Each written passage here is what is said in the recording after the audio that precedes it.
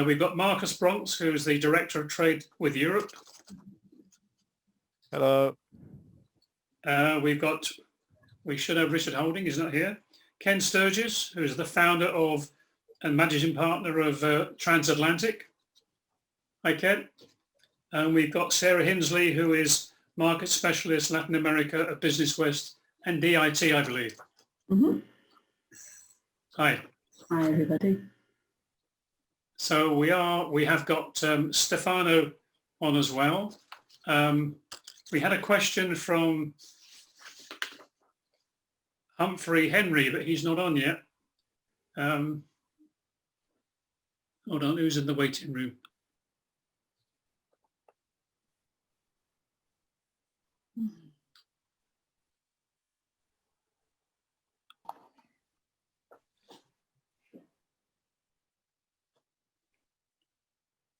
Who was that came in? That was Laura came in. Oh, there's Laura, was it? No. Well, at the moment, I say we've got no one sitting with questions in their arms other than Humphrey Henry, which he hasn't joined us yet. Perhaps we just start off with a few simple ones. In the exporting situation, particularly with SMEs, does size matter? Sorry, did you say science or size? Size. Hi. Sarah, would you like to start that one? Okay.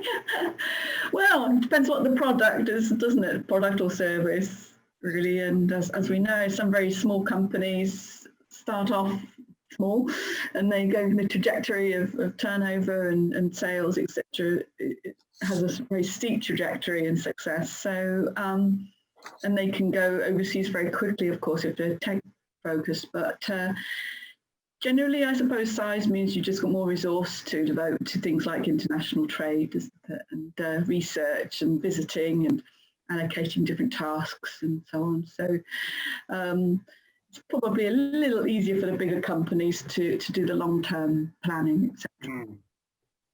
Okay, Ken, you obviously deal with a range. What's your view? Hello, everyone, and thank you for inviting me to be on the panel today. This has been a great day of international trade discussion.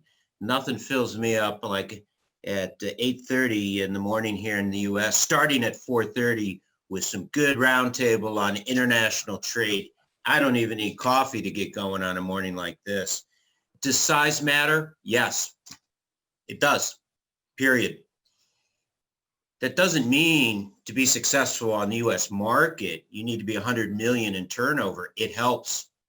It helps. No question. In our practice, size matters. But what matters more than size, or equal to size, is your global view. If the U.S. market is your first export market, go somewhere else first, please. Save yourself time, save yourself money, save yourself ache and pain.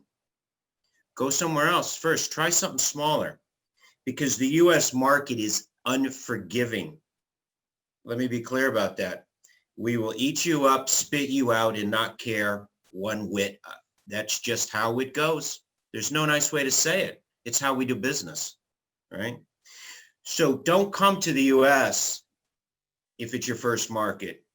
Don't come to the U.S. if it's your 10th market, if you're not prepared to do business the way we demand that you do business. The U.S. market will not adapt to you, period. It won't. If you're Apple, yes, we will. We'll do what you say. We'll line up at your store even, right? On Christmas morning. But if you're not Apple Computer, we can only help you adapt to the U.S. market. That's my message. And if you don't have size to stay, because you will not be successful in 1 year. You can have success in a year. But if you want to stay, if you want to have sustainable long-term success, you better think in 1, 3, and 5 years. And if you don't have the wherewithal to see it through, and that wherewithal relates to, there is a direct correlation between the expenditure that's necessary and your turnover. So in our world, size matters. It just does. But it's not just the revenue size, it's the management bench. How strong is that bench? What is their worldview? I've gone on enough about size matters, but that's what I would say on that. Thank you, Ken. Marcus, do you want to make any comment on that at all? Yes, I agree with what both my Sarah and Ken said, basically in different words. But of course, a larger company has more resources. A smaller company will run out of steam sooner. So therefore, it does make a difference. Yes. Okay, Linda. Yeah, I'd like to add something. I think what I wouldn't want to get out of today is the fact that markets are closed if you're not big. And I take on board what you said, Ken, about Americans, and thoroughly agree with that. But I think around the world, and certainly I see it in the UK in certain parts more than others, but an ambition to sell overseas. And I think that's to be encouraged. And if we can support the smaller people to grow to bigger people, then actually each and every one of us have done our jobs. And then when they're big, they can come over to the US, of course, and perhaps push back a bit on the way that you do business. But I think for me, ambition and prospects and all of that's good stuff, because make no bones about it, relationships are key, and build your relationships, have ambition, and let's make this world really, really, open to other nations, because I think that when we're talking, we're not fighting generally, and that's got to be a good thing. Thank you, Linda.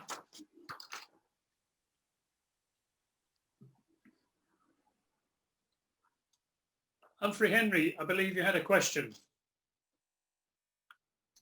I think it's really, we were talking about that this morning, and I think it's the fact of with the international market, it's the information which is available for UK PLC small companies who've traded with Europe but never traded else other than Europe. How do they now trade with Europe with all the FTA in place, and what they've been doing in the last 40 years and they now can't do in the next 40. I think it's the whole thing about GSPs, about origin, about the fact of if you import goods from the EU into the UK, you do not do any transformation, and you then resell it back to a UK consumer or business.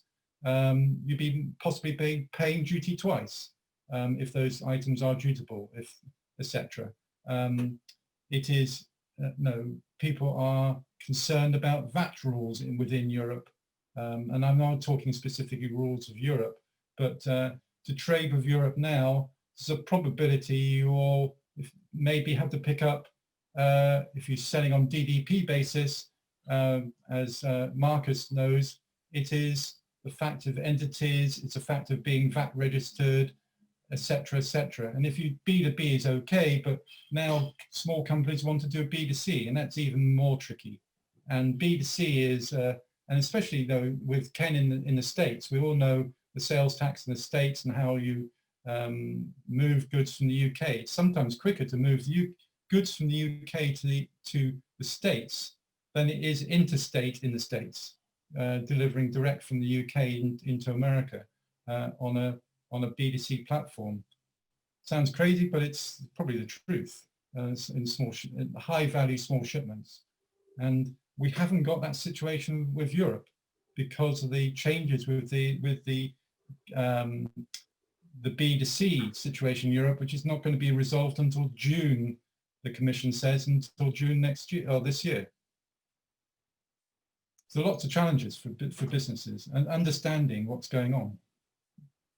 I've just come off a call today. The guy he's trading with Northern Ireland, and he said, "What is TSS? What's Trader Support Services? What is?" I'm being asked for a XI number for Northern Ireland.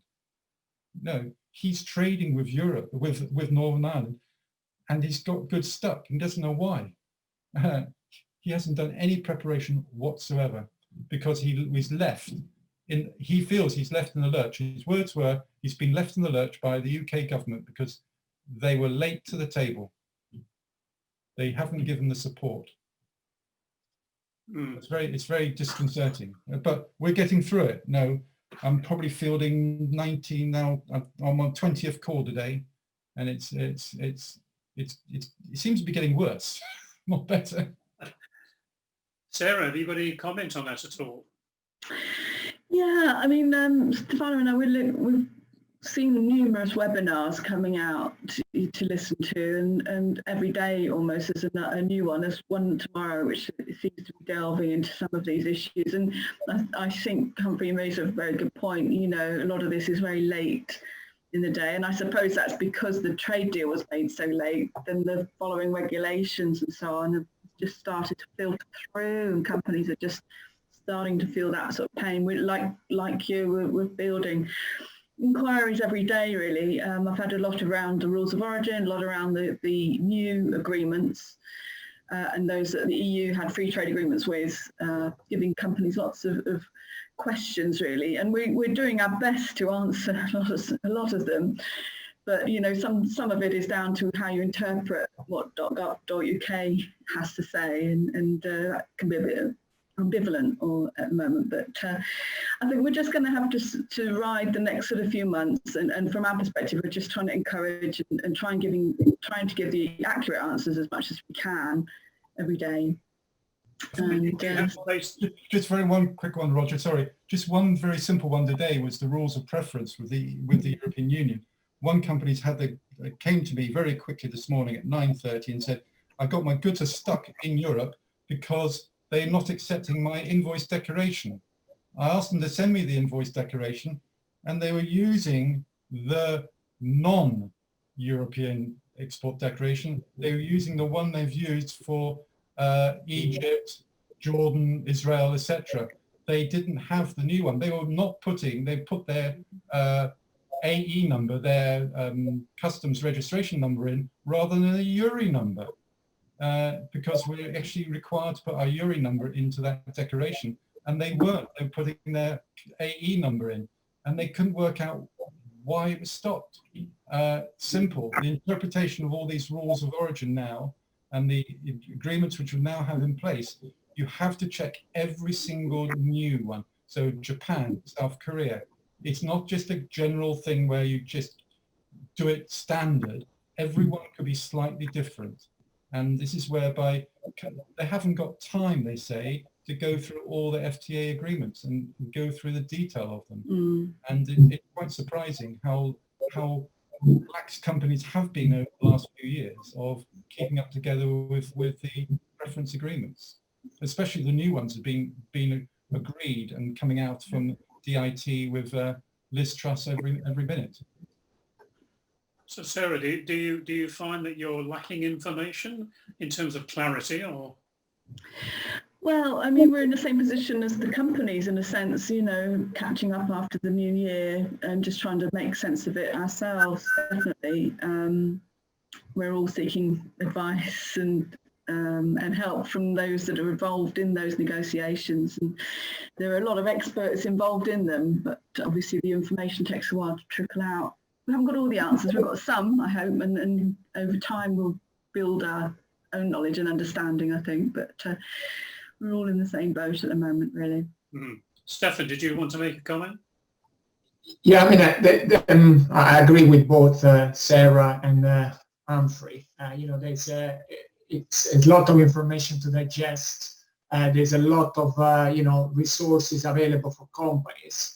But at the same time, it's also an interpretation of those kind of articles in the different free trade agreements. One tool that I find myself very useful, that I kind of found out a couple of weeks ago, is there is on Gov.uk, there is basically a tool that allows you to actually say, well, what do you export to?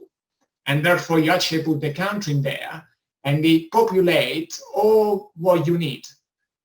including the rules of origin. And that is a very good starting point for companies because, okay, it doesn't give you the whole answer and you still need to interpret it, but at least you got in one page, in one web page, what you actually need to do. Of course, you need to actually know your tariff code because that is so important, because if you actually mess it up then you're going to have troubles at customs. So you need to know your product, you need to know your tariff code, but that is a good starting point, I think. And, that is available on gov.uk as a tool. Again, yes, we are still learning. We still, as international trade advisors, we get inundated from companies to say, well, what do we need? What we don't need, and things like that.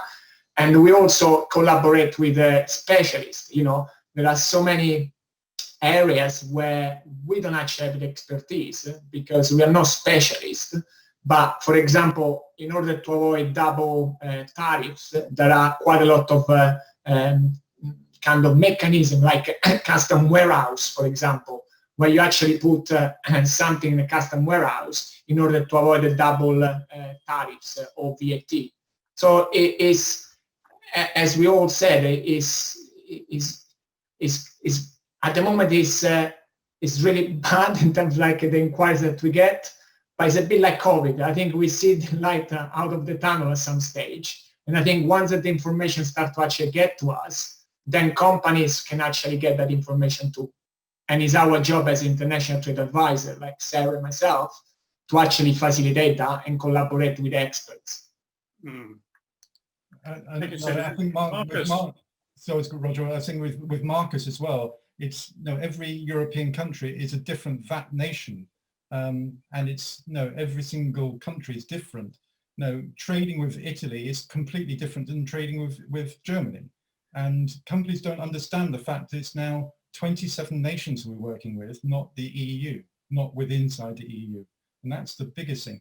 And going across the water to America. No, that's the reason why a lot of companies are doing direct shipments from the UK is because they're not involved in interstate taxes, because they can just deliver it into one state and they have that. As soon as you start transferring goods across state, you then are into tax purposes, sales tax, etc. And Ken knows the situation that can cause with companies trading within the US. And also people talk about North America. North America is made up of two big nations, which is basically three, Mexico, US and Canada. And they all put them into one. And they then think that goods can move easily between New York and Ottawa and vice versa. And then suddenly come up with, hang on, NAFTA agreements and what is that associated? How do I move goods between New York and my shops in Ottawa? It's the same place, isn't it? No, it's not. It's two different areas. It's two different countries. And it has its all, the duties, etc. if it's coming from the UK. So people need to understand America is America. That is the USA, not Canada and the USA lumped together. But the same principle now applies to Europe, of course. As you said, it's all independent countries that you're exporting to. Sarah, you wanted to make a comment. No, I was just mentioning the Mexico being in the North America. They always get very upset, Mexicans, if they're not included in North America. But I would add that we are seeing a huge uptick in inquiries for the US. We're trying to sort of manage companies' expectations, as Ken suggested. People can assume it's an easy market because it's English speaking, therefore. But, we are seeing an uptick in interest in the market, and we're trying to sort of take forward, particularly, of course, in tech companies, but right across the board, really. I think companies are excited about, what that means. Yes, yeah. Linda, did you want to make a comment? Which point exactly, Roger? I think there's a number of issues that have been brought up. Yeah. And I think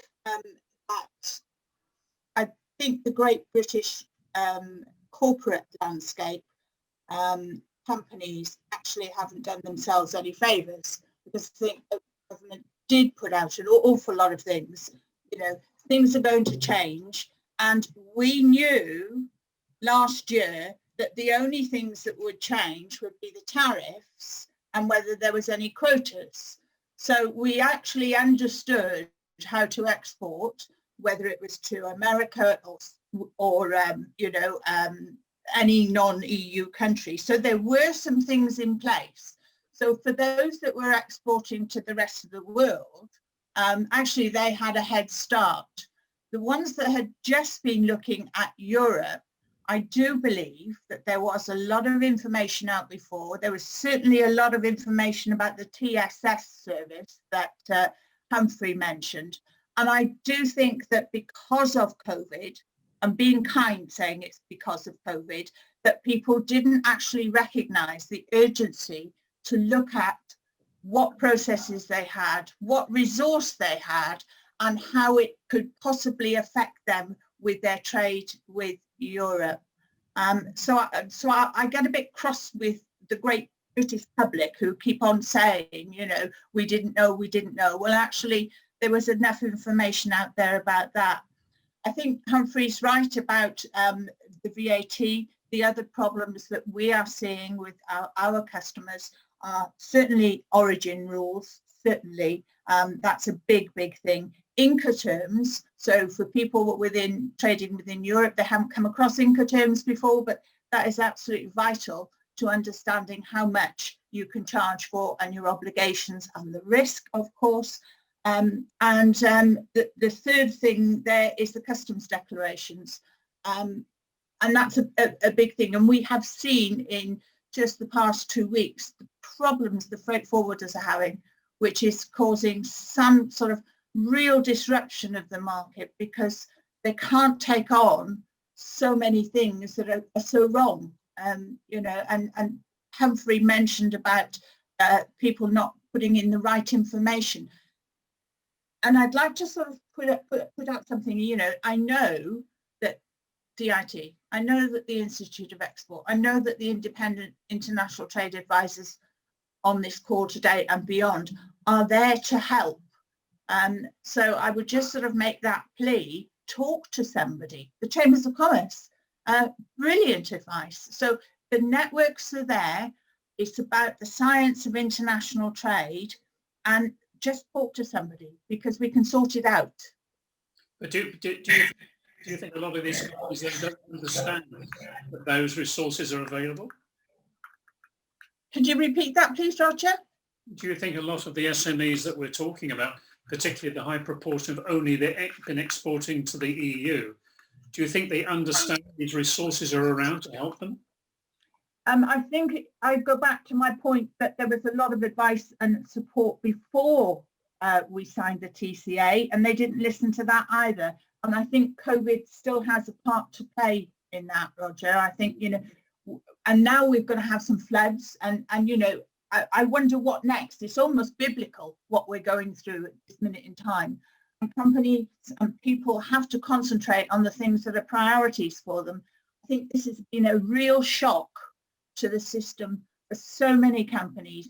And we British, and this might come as a surprise, we actually think we can do anything in any country, wherever the world. And a lot of British people, I've seen them overseas, they just talk louder and slower and whatever. So I think we needed to rebalance. I think that we need to appreciate how to export and how to import. And I think we will grow stronger. But this period right now is quite difficult for such a lot of people, but actually good for the people on this call because we're all busy. Marcus. Yeah, actually, we are all busy. That's right. Also, yes, it's also right that Britain has to find its new role on the world, on the geopolitical and geo-economical stage. And I'm not sure if that is good, and I explain why. What's the outlook of the relationship between the UK and the EU in the future? At least the Johnson government will look closely at what the EU does in Brussels. They will have their eyes and ears there, and they will advocate a an economy that's different from that in the EU, so they will diverge. The fact that there are no tariffs and quotas, and basically the deal is better than I'd expected, also means there's more leverage for the EU to to punish the UK in a trade war, and I think there will a trade war to some extent will be unavoidable, unfortunately. So I don't think that there's a deal now, everything's hunky-dory. This deal will be renegotiated, and it's not necessarily be in advantage of the UK, because there are many fields in which the UK can only lose rather than gain things. And that's a problem, definitely. Yeah, so this is what I think will happen in future with the UK-EU relationship. What's happening in respect of SMEs, my experience is that people ring up who are, even without the new trade deal and without exporting, are busy enough so they're constantly chasing their own tail to get the job done, and then they have to look at Brexit worries and solutions and everything. And a lot of the smaller SMEs have come to the limits already. So that again is an answer to the first question: does size matter? Yes, smaller companies certainly have less resources, less personnel, and so on. And why is it not going well at the moment? I think it's a combination. I think one is teething problems. The other one is, as Linda said earlier, there was information out there, people didn't use it in the way they should. For instance, you probably read the story about Marks and Spencer's and the Percy pigs. They've been trying to re-import them they come from Germany. They've been trying to re-import them from the UK into Northern Ireland. Big malarkey, and they were surprised. But if such a big company as Marks and Spencer's, if their export managers weren't on top of the case, I mean, they should have been prepared for it. But I think on the whole, it's the deal itself that will be a major obstruction for many businesses to now export into Europe, which is, as I said, the hurdle is still lower than exporting to most destinations of the rest of the world, but it has become more difficult now with the new deal we have. And everything will unravel not only in this year, but in the next years to come, really. Yeah, because there are many elements within the deal that are yet to be clarified, aren't there? Sorry, again? There are many elements in the current deal that are yet to be clarified in terms of how they're going to operate. Yet to be clarified and yet to be shown. As I said this morning, there are grace periods up to a year for certain things to be phased in, and so it's what we call salami revelation, where you step by step here, everything you cut off, it will apparent what the whole picture will create next year, maybe. Okay. Any other points anyone wants to make? I think I just support Linda very much on the UK businesses. There is a multitude of information out there. The government has been, if you sign up for the government subscription program, they're sending weekly updates of everything which is changing on HMRC, and also anything affecting trade. It's all there. But I had a conversation. This is a company of just short of £100 million, and the CEO came on and he wanted me to explain to him the difference between DAP and DDP because he didn't understand it. Now, this is affecting his bottom line of his company, and he didn't understand. He didn't understand the difference. He said, well, we trade with DDP with Europe for the last so many years. I said, we've never traded with Europe with DDP terms. No. Why are you talking about DDP for Europe? It was shipping to Milan was the same shipping to Aberdeen.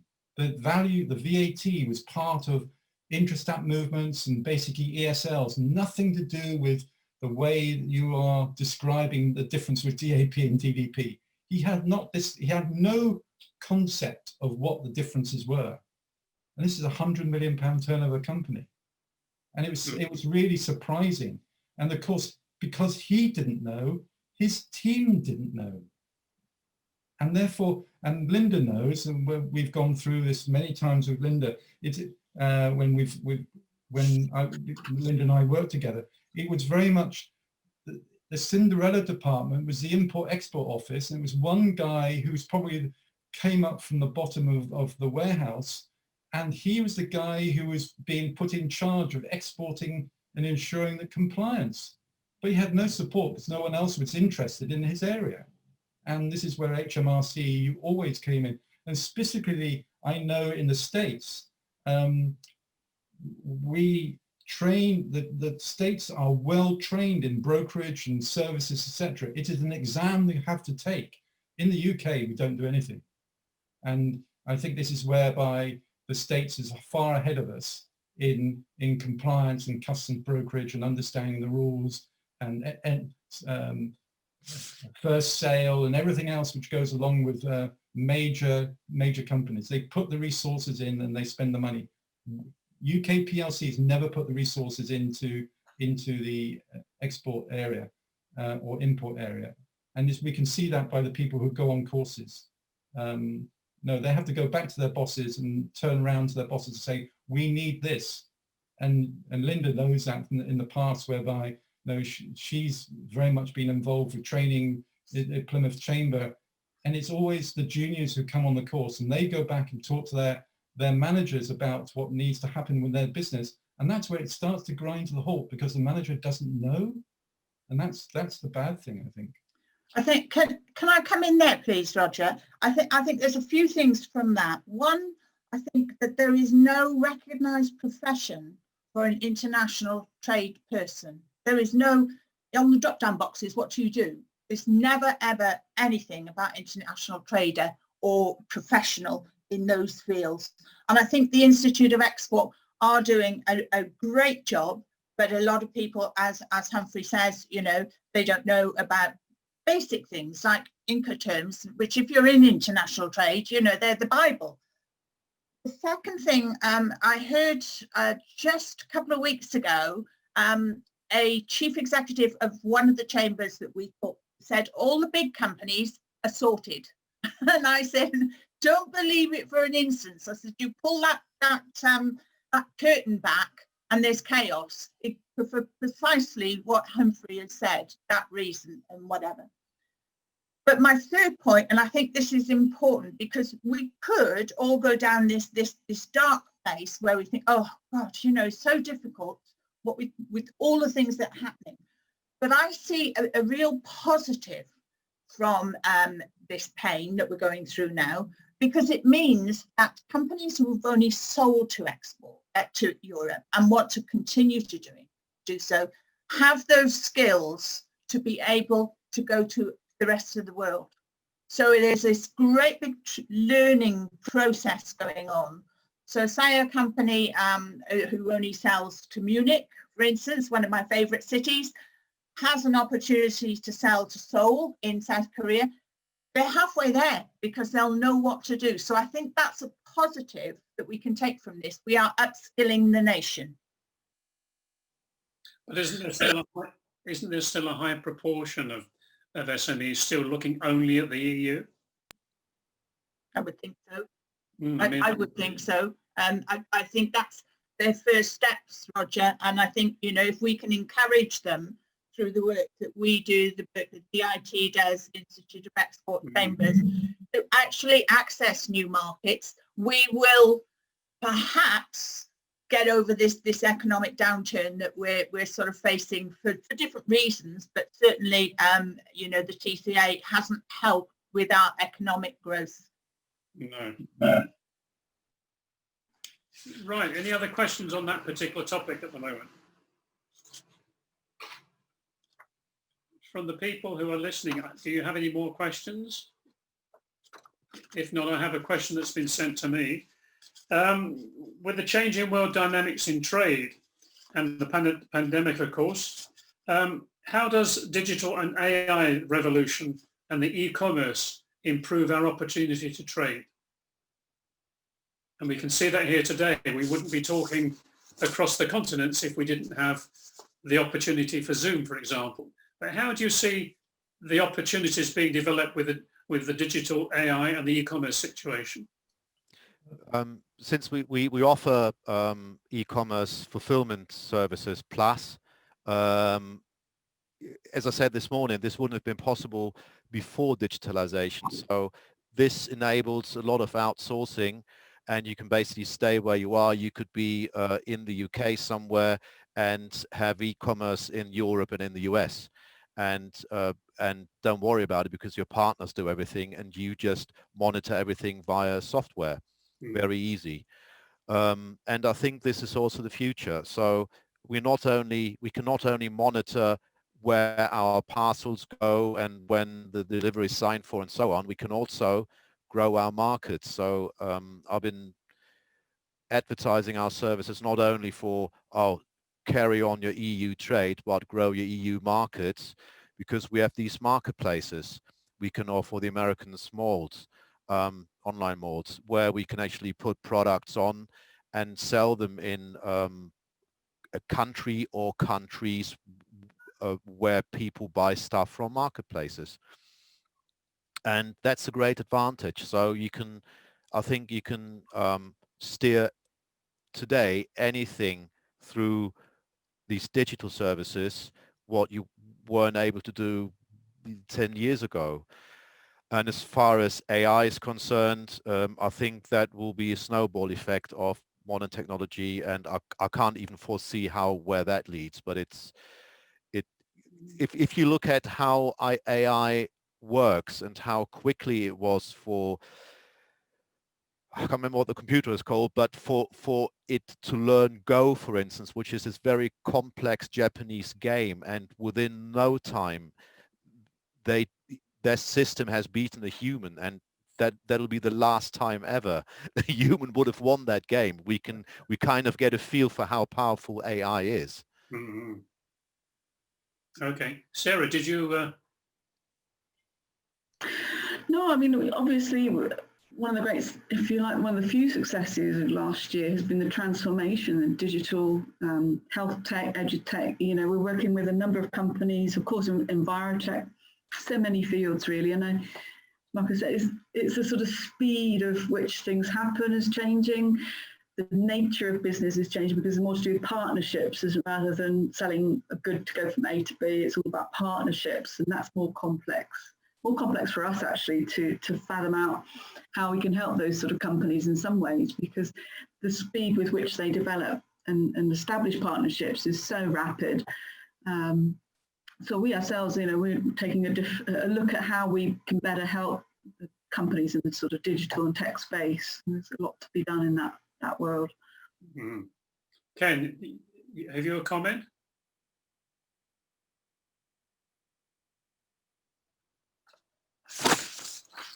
Sorry, were you calling on me, Roger? I said, have you got a comment on the? I do indeed. First of all, it's a great panel, and I'm thoroughly enjoying it, even though I think the whole issue of Brexit is such a sticky wicket. I cannot imagine American business culture living through this event. In fact, we wouldn't. We would just lobby until we had a new president who did it the way the American business community desired it. So God bless you. God bless England for getting through this. It's amazing to me as an American to watch how you're navigating this and to listen to these anecdotal stories about Lori's getting stuck here, the CEO of a 100 million pound concern, not understanding the ABCs of trade. It's fascinating to me. And I would just make one other point before I get into this e-commerce business is you're right. In North America, Canada, the United States, and our friends down south in Mexico, it is quite easy to trade even within those. We have NAFTA 2, right? It's not called NAFTA 2, but that's what we call it. And I can see that there's a real opportunity for me. When you're tired of dealing with Brexit in the continent, come on to the United States, because we're going to make it real easy to do business here. So we don't do anything really in e-commerce space. AI is such a fast, Marcus talked about it. I don't know what it means, but it's going to be cool. It's going to be exciting. And I'm all in for watching how that unfolds. I don't participate in that. I don't participate in e-commerce. But in terms of how COVID has changed our world, someone had touched upon it. I think it was Sarah perhaps, and she talked about partnerships. Partnerships to us is more important than ever, because I can't be there where you are, Roger, or Sarah, or Linda, or wherever, and you can't be here in St. Louis, Missouri, which is where I'm sitting this morning, right? So we realized in our practice pretty early, maybe April, May, that passport would just gather dust. It ain't going anywhere. And by the way, it's dustier. It's getting more dusty each day, because our travel horizon now is way back into 21 for our personnel, I think. So what does it mean? So it means we have to rely on partnerships, and we're actively doing that in a way we've never done it before. It's very exciting. The other thing is this phenomenon of work from home. Work from home, how it changes us 5 years from now, I don't know, right? That story hasn't been written, but we're living it right now. From the CEO of Citibank to me sitting here in St. Louis, right? And so we're all kind of in that same boat. And what does it mean? It means that I have access to people I did not have access to before. And I bet you do too. I don't have the same gatekeepers I used to have. So for me to get a high level meeting, and I only really want to deal with owners or board or CEOs, because in my world, those are the only people who make the decisions. At the end of the day, we can start at different levels, but it's always going to end up at the board or ownership position. It always will. And so I now have access to those people in a way I never did before. And that's very, very exciting. And, I knew the world was changing when the chairman of Goldman Sachs, one of the richest companies in the world in terms of value and transactional value, right, was talking about they did $1 billion transaction with a guy in New York, Miami, and Houston. They never got together in a conference room or a boardroom.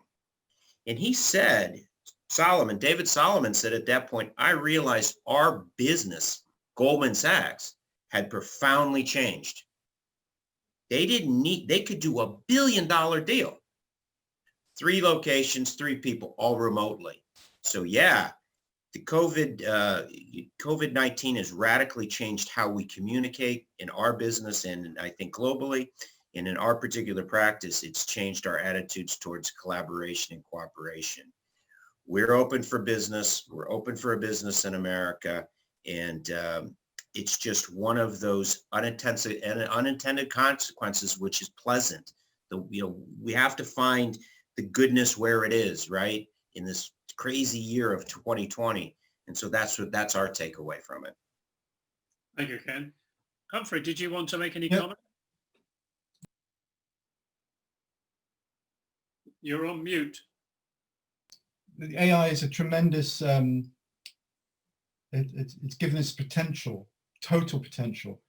I'm going to Ken and say thank you very much to Silicon Valley, because we have AI which is able to read documents and to translate that into customs declarations in the UK, which is being rolled out and has been rolled out in the States for the last 2 years. This is not a plug, but ClearNow. ClearNow in the States is a growing company using AI technology. You can put a packing list, an invoice, all the documentation into this platform, and it reads it. It then translates it into a customs declaration, which can be used for import and export. It's widely used in the States, it's now in the UK.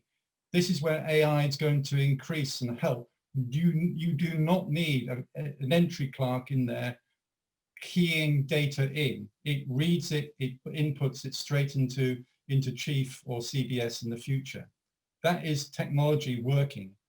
Carriers such as DVD are being caught out because they do not have a paperless system for invoicing, for doing international transactions in Europe. That's why they stopped shipping in and out of Europe, because their systems failed. They had to have manual people doing it.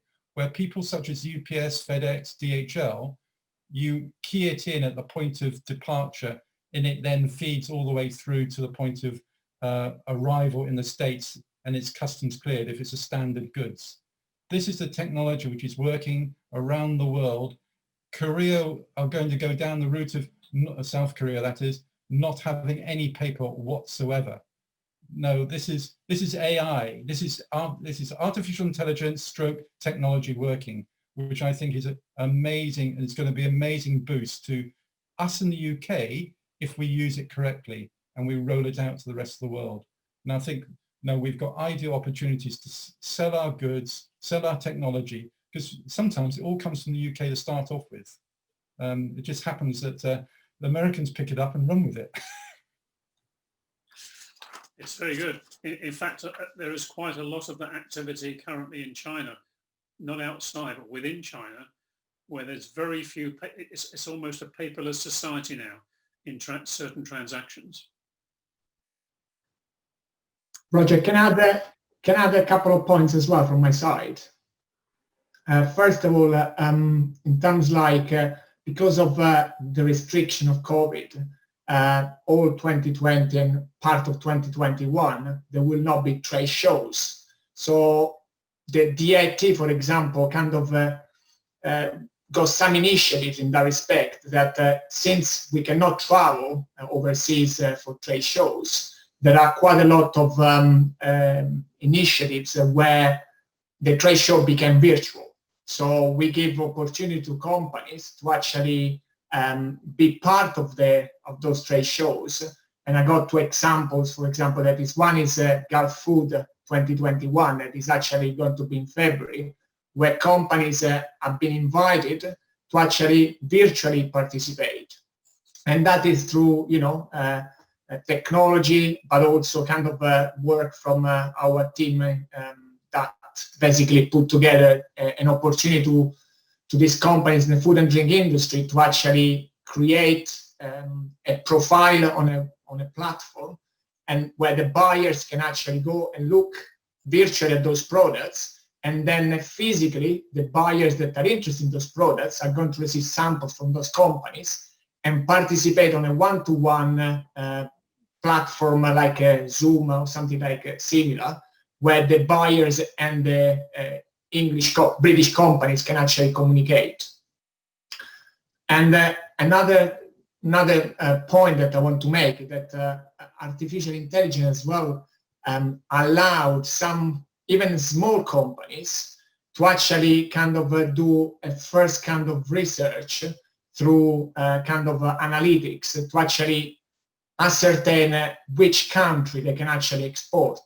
That's something that, with all this data that we got from all these different platforms, they can actually target those areas where the data says, well, this is a good opportunity for you.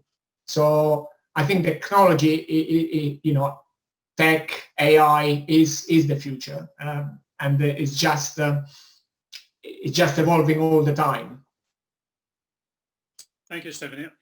One point I would make, and I think Ken made it as well, and I think Linda made it, we still don't want to lose this opportunity for building relationships, and there has to be that trust between us to do business, isn't there? So it's interlinking AI and those activities with developing that ability.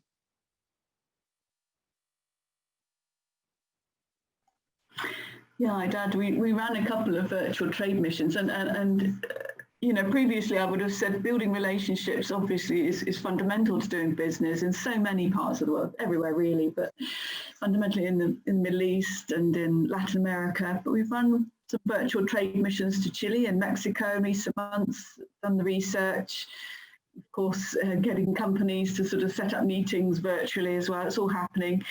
They can send their samples out in advance of those meetings or after, and it works. It's not as good, as you say, as having those face-to-face meetings, and they will happen in due course, I think. But in the meantime, yeah, things have just sped along, and it's quite exciting in some ways.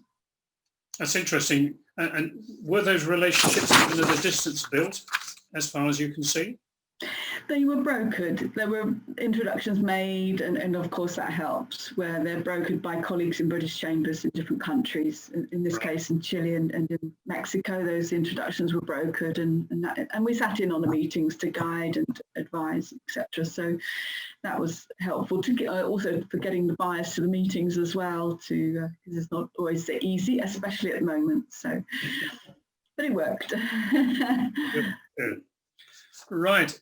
I think we don't have any more questions as far as I'm aware. Oh, hi.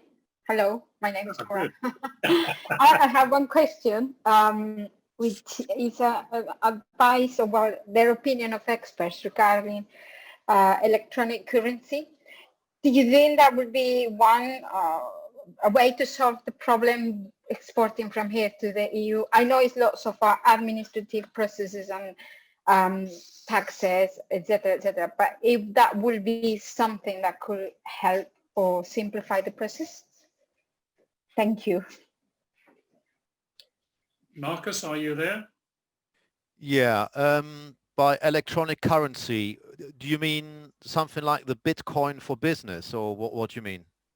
Yeah, something like that. Yeah. Bitcoin, or I know Facebook is developing their own currency. I know many companies are doing that. Do you think that is something, like you were talking about digital transformation and artificial intelligence?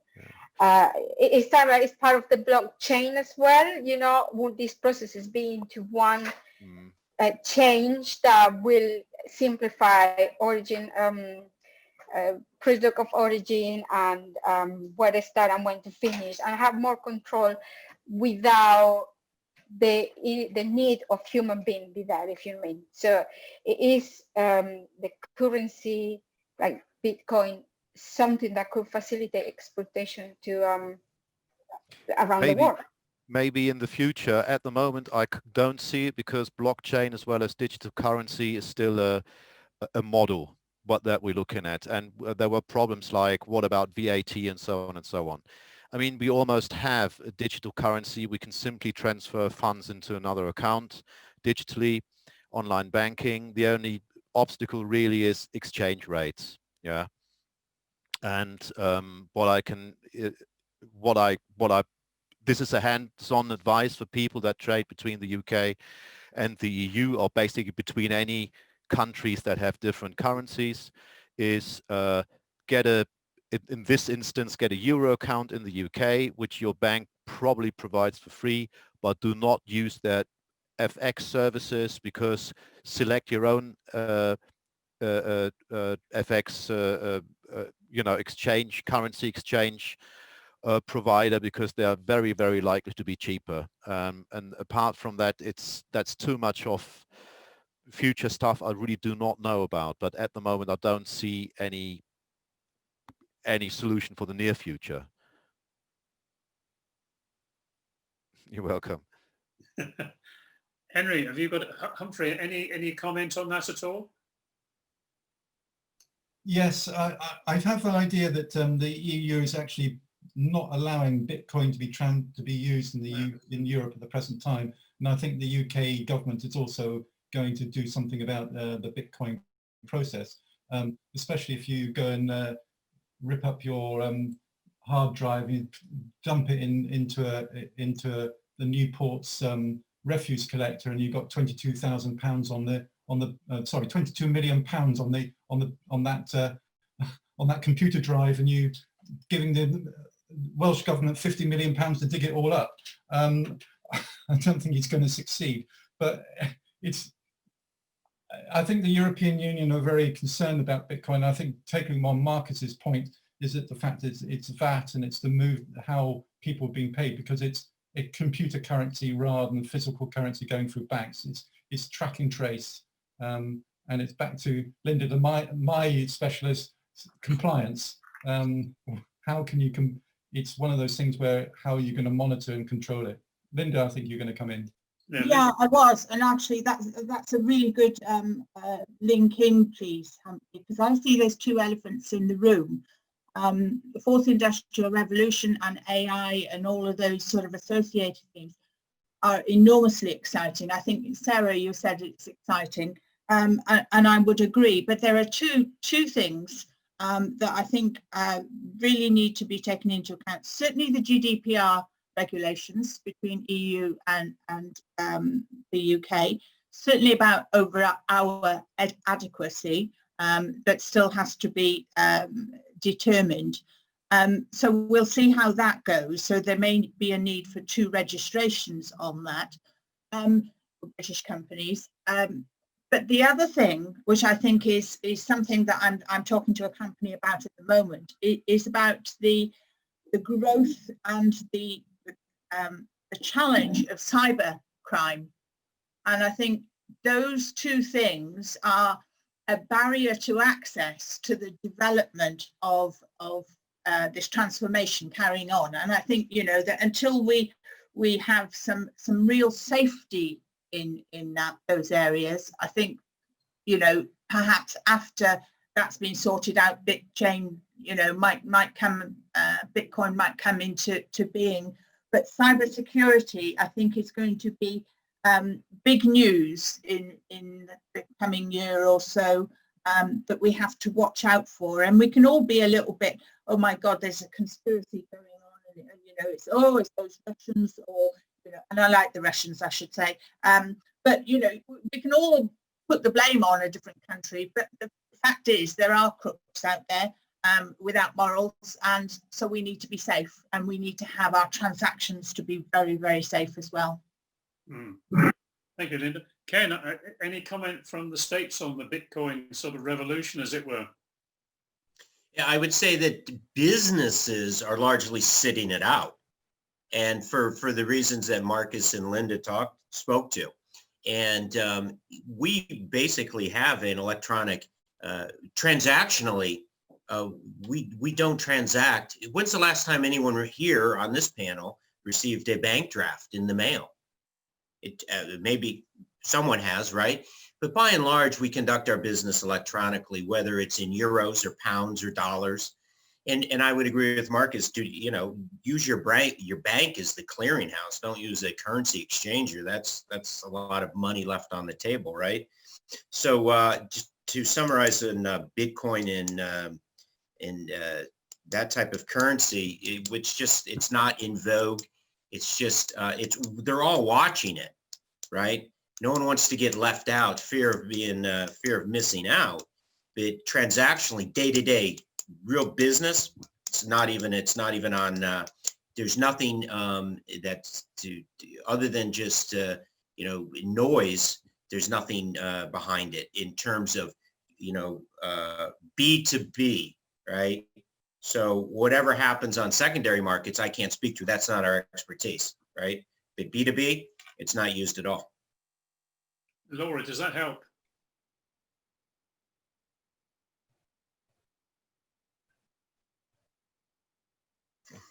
Yes, it has, because there is a lot of noise, and seeing all this transformation and how quick it is, you know, like everybody say, what was expected to happen in 5 years, it happened in 6 months because of COVID. So in terms of, you know, what's happening here with Brexit, and all in China, that is the evolution of digitalization in China is ahead of everyone. It's just like, is this the right moment, or we need to wait a little bit more for that? But thank you, it was helpful. Sounds like you need to wait. Thank you. Are there any other questions at all? I'd like to make a comment on what Linda said earlier regarding the GDPR requirements. Just as a piece of information, so as of the 1st of April, UK businesses selling to the EU might need an EU data representative, and EU businesses selling to the UK might need an UK data representative, depending on the kinds of data they process about private individuals. And these companies will probably also need a data protection officer for their inland market. in addition to a data representative in the market in the EU or UK. Yes. Well, that's it. That's enough already, isn't it? Not very good, is it, Linda? So that's so basically. Sorry to just one. So for an average business, that would mean maybe if you get it cheap, plus $500 a month just to be compliant with GDPR. Wow. Oh. Marcus, thank you. That's brought more joy into this panel. Thank you. Okay, you're welcome. Okay, well, we've been going for an hour, and I think we've run out of questioners at the moment. So I'd like to thank you all for joining us and joining the panel.